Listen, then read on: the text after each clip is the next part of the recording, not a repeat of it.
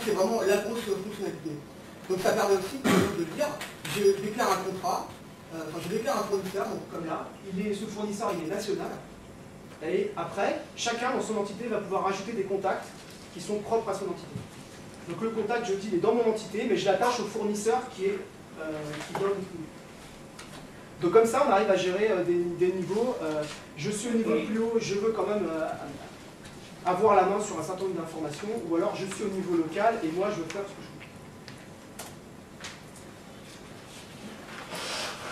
je veux. Donc ça permet vraiment d'avoir une portée locale et une portée globale. Et voilà, donc je peux dire, dans mon entité, j'ai des utilisateurs qui vont être des administrateurs de l'entité. Ils vont gérer leur entité, ils ont à leur disposition un certain nombre de champs qui sont spécifiques. Typiquement, la localisation, c'est quelque chose que je trouve dans une entité. Un lieu, il est défini dans une entité par soit un gestionnaire, soit un administrateur. Mais par contre, les budgets, ils sont globaux. Ce genre de choses. Les statuts des matériels, ils sont globaux. Donc ça permet au niveau national de garder une cohérence sur les données.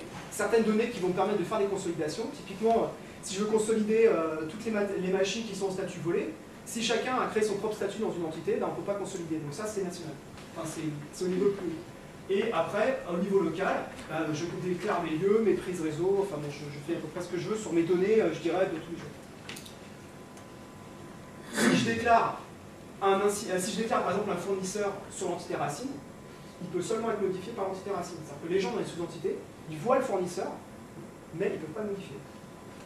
Pour garder la cohérence. Par contre, si je déclare en local, donc moi je le gère comme je veux dans mon entité. Donc il y a un certain nombre d'objets qui sont récursifs. Donc, les fournisseurs sont visibles dans la sous-entité, les contrats, les contacts, pareil les documents. Je crée un document qui est, je sais pas moi, une documentation, la doc d'un logiciel métier. Ben, je dis cette doc, elle est accessible par tout le monde dans toutes les sous-entités. Donc c'est-à-dire que dans toutes les entités, tout le monde pourra accrocher son logiciel, par exemple, remonter d'OCS à ce document-là qui se trouve au niveau plus haut.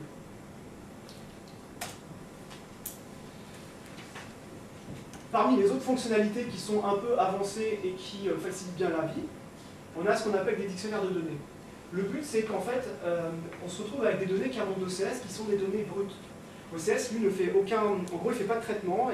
S'il vous trouve un fournisseur, il va vous remonter... Enfin, un fabricant, il va vous remonter le nom du fabricant.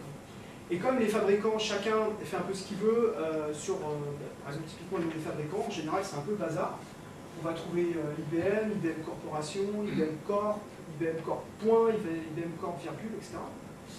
Tout ça, c'est IBM. Donc, il faut retraiter les données pour avoir quelque chose de fiable et après faire des consolidations. Donc là, l'exemple que j'ai pris, par exemple, c'est les modèles de matériel.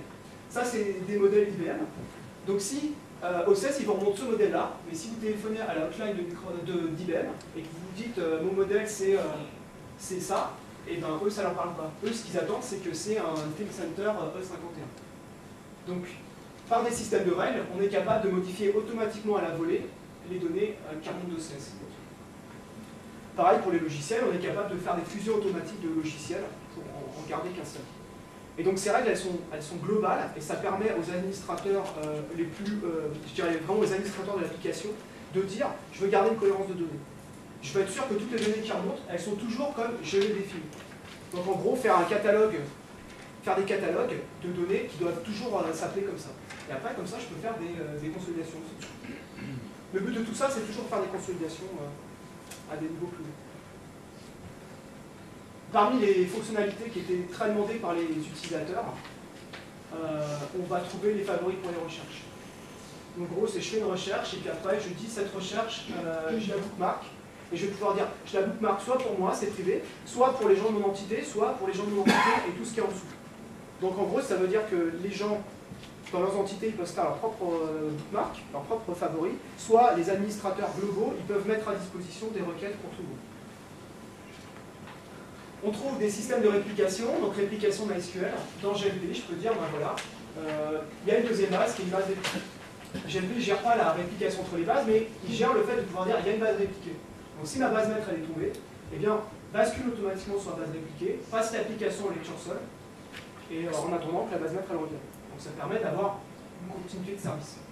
Et ça permet aussi de dire, par exemple, j'ai 100 000 machines dans ma base, je dois faire des rapports sur toutes mes machines, et ben, au lieu de faire le rapport sur la base maître, va sur la base esclave, parce que au moins comme ça tu ne chargeras pas la base maître pour la même manière, répliquer à LDAP, je déclare un serveur étape et je déclare les URL des serveurs répliqués, et donc ça permet de faire en sorte que si la ligne principale n'est pas là, ben, on peut quand même authentifier les utilisateurs. C'est quand même mieux. Authentification par certificat X509, ça c'est des contributs. Ça c'est des contributs. C'est des gens qui nous ont envoyé les contributs pour justement pouvoir faire des authentifications automatiques. Ça par exemple, l'authentification déléguée à un système de SSO, ça marche super bien avec des outils comme les LDAP. Et si vous êtes sur un serveur Windows, ça peut marcher aussi avec un domaine Windows. Donc authentification automatique en utilisant l'authentification Windows. Ça marche sous Linux, mais je crois qu'il faut vraiment du Windows pour fonctionner. Alors la prochaine version, qu'est-ce qu'on trouve? Donc la prochaine version, elle est en phase de bêta. C'est-à-dire que les gens qui sont intéressés peuvent la télécharger pour la tester et se faire une idée de ce qu'il va y avoir et rapporter les bugs. Elle va passer dans quelques semaines en version RC, c'est-à-dire un freeze au niveau des fonctionnalités, et là que de la correction de bugs pour essayer d'atteindre, en gros, une version finale. On aimerait bien que ça sorte en avril. Ça serait vraiment bien que ça sorte en avril. Alors déjà, plus de compatibilité PHP 4.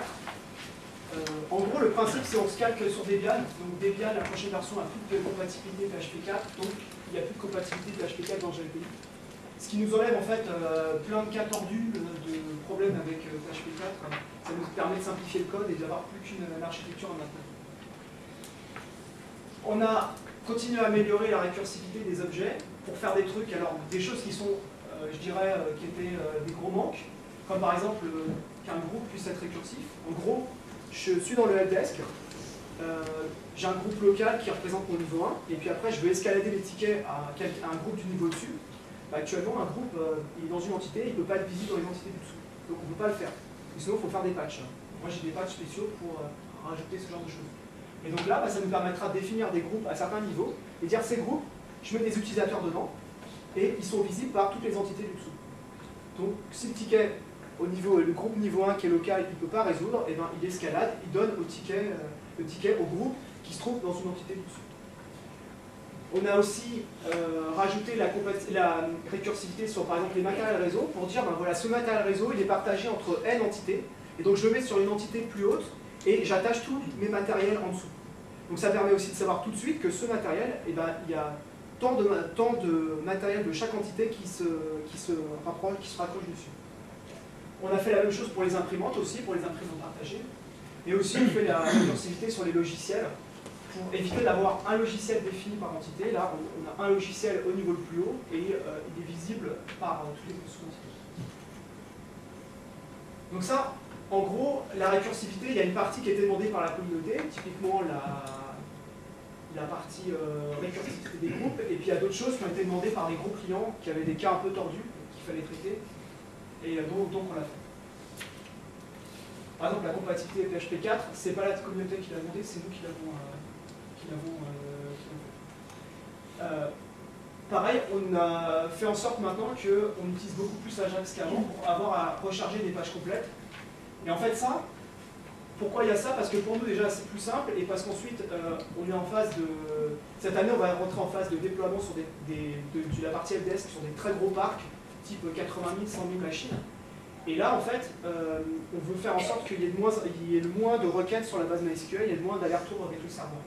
Donc on met en place dès maintenant des processus, des choses qui nous permettent d'alléger la charge pour tenir la charge, parce que 50 000 utilisateurs qui peuvent déclarer les tickets, et ça fait une base qui est plus grosse, et ça fait plus de requêtes, et ça fait plus de charge sur les serveurs web. On a refait la gestion des logiciels pour pouvoir gérer mieux les logiciels, gérer les choses, je dirais, un peu plus exotiques aussi. En gros, on a séparé, comparé à avant, on a séparé les versions et les installations. On dit, moi je gère tant de versions, et j'ai tant d'installations pour ces matériels. Et après, je gère mes licences aussi. Je peux dire, ben voilà, j'ai